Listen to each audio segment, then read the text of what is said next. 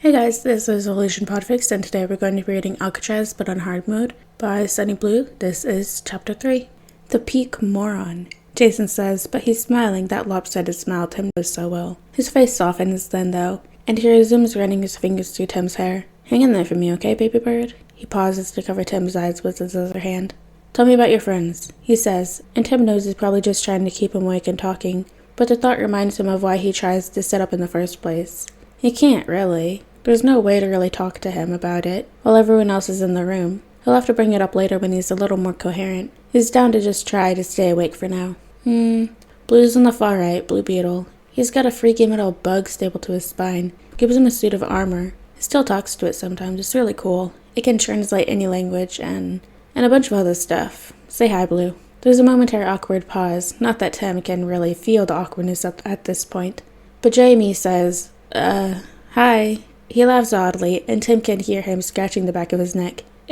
I'm Jamie. Tim feels Jason genuinely startle a little, and the boy laughs quietly again. Hey, anybody who's got Robin's trust definitely deserves mine. One corner of Jason's lips quirks slightly upwards. Huh.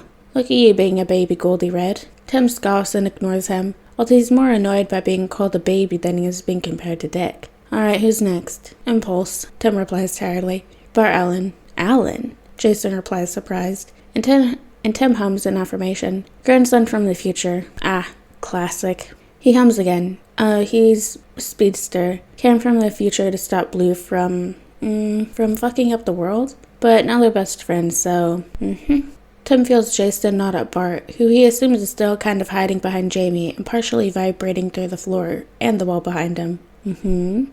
Jason says, rock solid as ever. Next, Static. He's cool. He's got, a manhole cover and some sick lightning. Snow. Got kidnapped one time and had those, the metagene experiments with the aliens. Not these aliens, the Reach ones. Those guys were jerks. Damn straight. And I'm Virgil. Thanks for busting us out, man. Jason nods again. Yeah, he says awkwardly, and Tim wants to laugh, but clenches his jaw around the sound and settles for a smile he can't tamp down instead. Jason nudges him again. And on the left?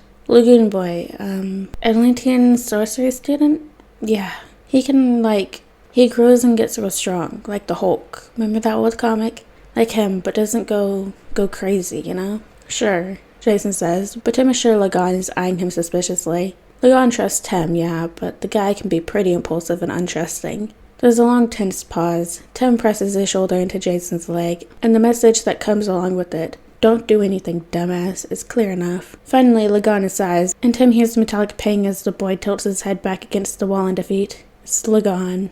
Another pause, and then Jason presses back against his shoulder slightly in response at what must be a red-eyed stare. But he doesn't move. And who are you? Jason tenses, but nowhere near as much as Tim would have expected, which is a good sign. There's a third pause wherein Jason seems to be debating something with himself, and Tim can feel his brother's eyes on him, so he gives him an encouraging smile in place of a nod. Jason sighs and relaxes. I'm his brother. A shuffling sound comes from where his friends are, and he's pretty sure it's all over them startling, just as Jason did a second ago. Robin, you have a brother? Jamie whispers loudly and sharply, which, that doesn't make sense at all. Tim and Dick are together all the time when they're in the mountain. They zeta in together, they're constantly talking and joking, standing in each other's spaces. They literally wear the same emblem. All this time, did their teammates not know they were brothers? I have several? Tim mumbles, the corner of his lips scrunching up a little in confusion. Your team leader, for example. The shuffling is much louder this time. Nightwing is your brother? 3 voices shout at once, and Tim stiffens, pain bouncing around through his brain like a spiky ball from hell. Good metaphor, concussion brain. Jason shushes them sharply but quietly, gently rubs his scalp while the pain passes, speaking to him in a near-silent voice only he can hear. Shh, Timmy, you're okay, breathe through it. Tim does as he's told and relaxes much quicker this time. Granted that one wave was less painful, he's really ready for Dick to get here so they can all go home. And by that he means so the 3 of them can go back to the manor, and that he can get some damn sleep. He swallows the dry metallic taste in his mouth, and he can't help the way his eyes crinkle. This conversation would be confusing whether he was concussed or not. Christ. Of course he's my brother. We don't try to hide that at all, guys. When Virgil speaks, his voice is much quieter. I mean, I've only been here for 2 seconds, but these 2 have been here for a year, and they didn't even know? Assuming he's gesturing at Jamie and Lagon, Tim forces himself not to shrug and just lets his lip curl further. I don't know, dude. I assumed it was common knowledge. We got the same logo and everything. I always thought you guys had the same mentor, so you were like rivals, Lagana says. And damn, it actually makes a lot of sense that he'd think that, knowing him and his tendency to compete with everyone. Jamie speaks with a frown in his voice. I always thought you had the same mentor, and that made me think you were friends, you know? And that makes sense too, because Jamie calls his closest friends hermano, and he treats them like that too.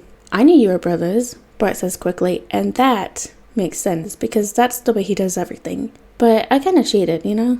Tim pauses, thinking blearily for a few seconds, and lets out a pfft, and a few giggles that make his head throb, and that turns into a groan pretty quickly.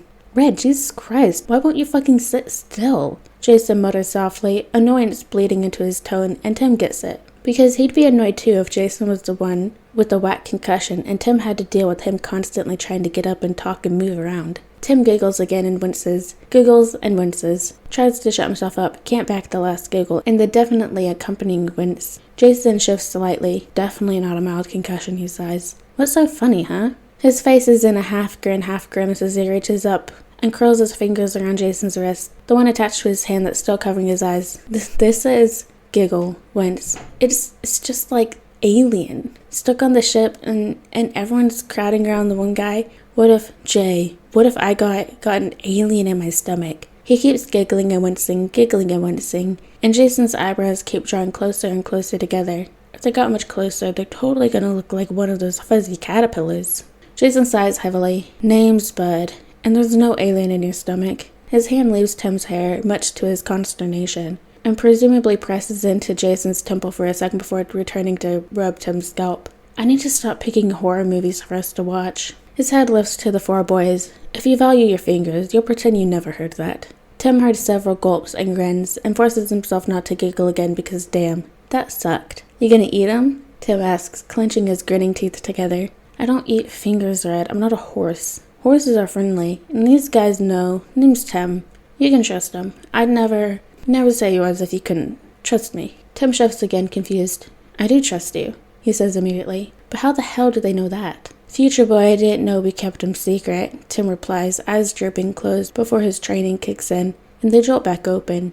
But his head moves too much, and this time, the waves of pain in his skull don't break very cleanly, don't dull as much, and it hurts. Fuck. Jay, he mumbles, and something must have changed in his voice because Jason stiffens and tilts his head down to look at him better, taking his hand from his brother's eyes and moving it to hold one side of his face. Tim blinks his eyes open and Jason curses softly. Yeah, his pupils probably look like they were drawn by a 5-year-old. Jason nods knowingly. Yeah, I getcha. Hang in there, okay? Can you do that for me, baby bird? Tim hums miserably, but it's still a positive. Kind of. This sucks. Yeah, well, nobody ever said getting your brain slapped around was fun. Alright guys, and that is the end of chapter 3 of Alcatraz, but on hard mode by Sunny Blue. I hope you guys liked it, and I'll see you next chapter.